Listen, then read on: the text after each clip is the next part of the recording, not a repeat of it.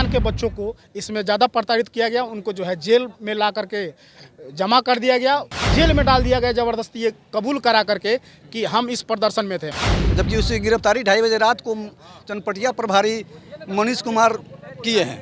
FIR में दिखा गया है कि 19 लड़कों को हम लोग खदेड़ कर पकड़े हैं। रेलवे ट्रैक के पीछे उन लोगों का रूम था मेरे भाई का, वहाँ से उनको उठा लिया गया आते समय और जेल में डाल दिया गया। अपने भाई से पैसा लेने के लिए उस रास्ते में से उठाकर उसको बोलेरो में डाल दिए। डाल कर लेकर चले गए। यहाँ से 65 किलोमीटर दूर था। उस समय घर पर खेती बाड़ी काम पुआल कटाई होता, गाय रखे 1-2 ठो, और वहाँ से हम पकड़ लिया गया लड़का। हम कहीं नहीं गया था, घर पर रखे थे।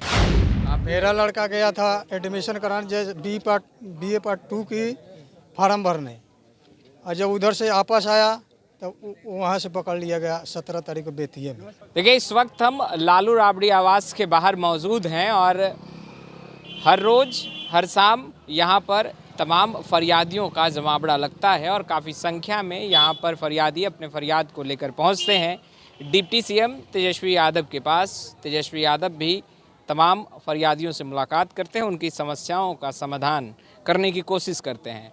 मगर हमारे ठीक पीछे आप देख रहेंगे कुछ युवा हैं, हाथों में कुछ पर्ची है, और आपको याद होगा कि अग्निपथ योजना जब लाई गई थी तो खूब प्रदर्शन हुआ था और इस योजना का खूब विरोध हुआ था। उसके बाद कई गिरफ्तारियां भी हुई, मगर आज आवेदन लेकर ये डिप्टी सीएम तेजस्वी यादव के पास पहुंचे हैं। कहां से आए हैं और क्या नाम है?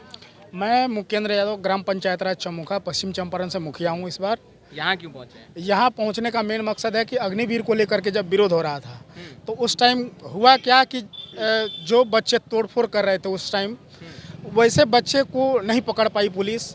ज़बरदस्ती जो बच्चे हॉस्टल में रह रहे थे, हॉस्टल में रहने वाले लड़कों को पुलिस मतलब घूमती थी। घूमने के बाद अगर कोई बच्चा नहीं मिलता था, प्रदर्शनी जो ऐसा था उसको नहीं पकड़ पाई। जो बच्चे निर्दोष थे वैसे बच्चों को पुलिस हॉस्टल से लेकर के उनके घर से या राजनीतिक मतलब एक तरह से षड्यंत्र करके किसान के बच्चों को इसमें ज़्यादा प्रताड़ित किया गया, उनको जो है जेल में ला करके जमा कर दिया गया। बच्चों से ये बताया गया आपको हम पकड़े, आपसे पूछताछ करेंगे। पूछताछ करने के बाद बच्चों से ये कहा गया कि मैं आपको छोड़ दूंगा, बस आप बयान दे दीजिए। बच्चे जब सामने बैठे तो बच्चों से ये कहा गया कि आप लोग कबूल कर लीजिए, आप लोग को जल्दी रिहा कर देंगे। ज़बरदस्ती किसी तरह से बच्चों से एक्सेप्ट कराया गया। उस टाइम जो सरकार थी भाजपा की, वहाँ के जो मंत्री थे, दबंग लोग थे, उनके द्वारा ऐसे षड्यंत्र करके बच्चों को मतलब जो बच्चे जिनका उम्र नहीं है आर्मी के लायक, अग्निवीर के लायक, वैसे बच्चों को जेल में डाल दिया गया ज़बरदस्ती ये कबूल करा करके कि हम इस प्रदर्शन में थे। मैं कह रहा हूँ इसमें कोई दिक्कत नहीं, आप जेल में डालिए। जो बच्चे उसमें मतलब शामिल हुए थे, जो तोड़फोड़ किए थे, सरकारी संपत्ति नुकसान हुई है, मैं इसको मानता हूँ। सरकारी संपत्ति किसी की अपनी संपत्ति नहीं है, इसको नुकसान करना बहुत बड़ी गलत बात है। इस पे आप जो है उसको पकड़िए, उसको जेल में डालिए। जो निर्दोष बच्चे हैं वैसे बच्चों यहाँ किस उम्मीद से पहुँचे? यहाँ उम्मीद से पहुँचे हैं कि इस बच्चों को सबके रिहाई मिल जाए। बच्चा सब गलत बेतिया से आए, हम भी पश्चिमी चंपारण से। अच्छा, किसके द्वारा षड्यंत्र रचा गया? आप लोग आरोप बड़ा लगा रहे हैं भाजपा के द्वारा, भाजपा के कार्यकर्ता के द्वारा। आप लोग कहाँ से आए? आप कहाँ से आए? बेतिया से। कौन आपके किसकी गिरफ्तारी हुई? लड़के की जी। कहाँ से? घर से। और जबकि दिखाया गया है, एफआईआर में दिखाया गया कि ये संजय जायसवाल के घर से गिरफ्तार किया गया पुलिस के द्वारा। जबकि उसकी गिरफ्तारी 2:30 बजे रात को चनपटिया प्रभारी मनीष कुमार किए हैं। एफआईआर में दिखा गया है कि 19 लड़कों को हम लोग खदेड़ कर पकड़े हैं। अच्छा, ऐसी सरकार की नीति है। तेजस्वी यादव से क्या उम्मीद है? हम लोग मिले हैं कि हम लोग के बच्चों को सही ढंग से देखकर रिहा कर दें, ताकि उनका पढ़ाई, वो लोग अथी हैं, वो लोग एनसीसी भी किए हुए हैं, सब किए हुए हैं, देखकर उनको रिहा करने कहा जा रहा है कि तमाम जांच प्रक्रियाओं के बाद ही तमाम वैसे प्रदर्शनकारियों को गिरफ्तार किया गया है जो सरकारी संपत्तियों को तोड़फोड़ कर रहे थे। सर, सबसे पहली बात है कि रास्ता से गुजरना कोई गलत बात नहीं है। रेलवे ट्रैक के पीछे उन लोगों का रूम था मेरे भाई का, वहाँ से उनको उठा लिया गया आते समय और जेल में डाल दिया गया। तो आप लोगों ने प्रशासन से बातचीत करने की कोशिश की? क्या प्रशासन के द्वारा बात हुआ तो बोले कि हम लोग कुछ नहीं कर सकते, इसमें उन लोगों को जेल जाना ही होगा। अच्छा मुखिया जी, आप ये बताइए, आप बड़ा आरोप लगा रहे हैं कि भाजपा के नेताओं के द्वारा षड्यंत्र रचा गया, मगर जांच प्रक्रियाओं के बाद ही तो गिरफ्तारी जी गिरफ्तारी हुई है, मैं इसको मान रहा हूँ। मैं कह रहा हूँ कि आप उनको सजा दीजिए, मैं उसके आपके पक्ष में हूँ, सहमत हूँ। सजा दीजिए जो उसमें इन्वॉल्व थे लोग। सीसीटीवी फुटेज देखिए।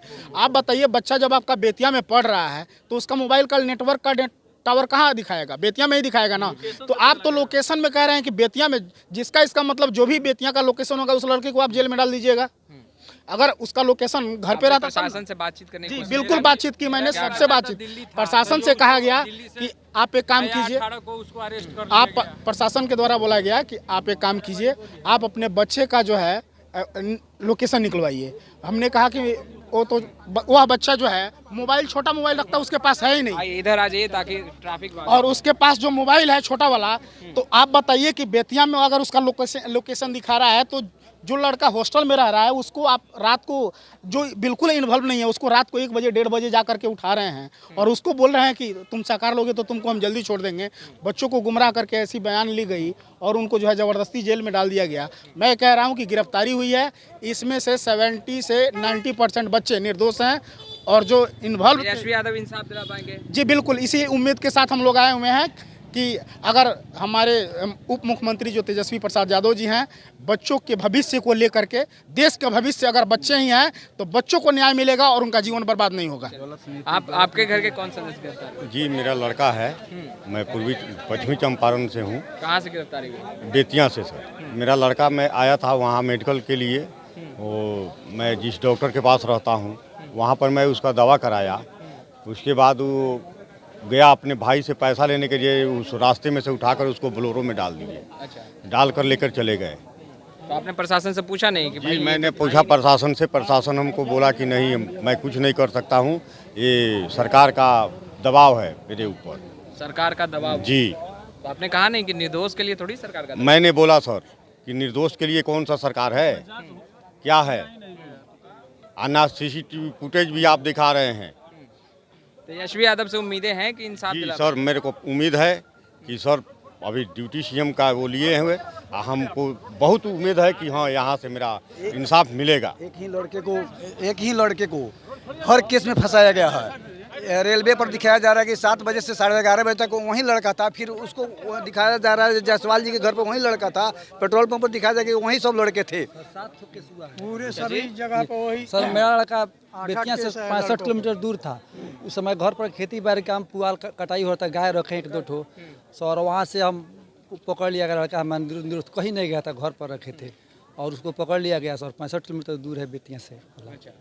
मेरा लड़का गया था एडमिशन कराने, जैसे BA पार्ट 2 की फार्म भरने, और जब उधर से वापस आया तो वहाँ से पकड़ लिया गया 17 तारीख को बेतिया में। अच्छा, तेजस्वी यादव से उम्मीदें हैं? हाँ, हमको पूरा उम्मीद है कि इनको द्वारा, अभी मुलाकात नहीं हुआ है, मतलब मुलाकात होगा, उम्मीद लगाए बैठे हैं कि उनसे हमारा पूरा भरोसा है कि इस समस्या का समाधान करेंगे। तो आप देख सकते हैं तमाम जो अग्निवीर का जो विरोध कर रहे थे, उसके बाद जो गिरफ्तारियां हुई, जो सरकारी संपत्ति को क्षतिग्रस्त किया गया, उन तमाम छात्रों को चिन्हित किया गया और उसके बाद कुछ वैसे छात्रों को भी गिरफ्तार कर लिया गया जो इस अग्निपथ योजना में विरोध नहीं कर रहे थे, सड़कों पर नहीं उतरे थे, ऐसा इन तमाम लोगों का कहना है। तेजस्वी यादव से फरियाद दे के आए हैं, गुहार लगा रहे हैं कि इंसाफ दिलाया जाए। खैर, लाइव सिटीज़ के साथ बने रहे, आपका बहुत बहुत शुक्रिया।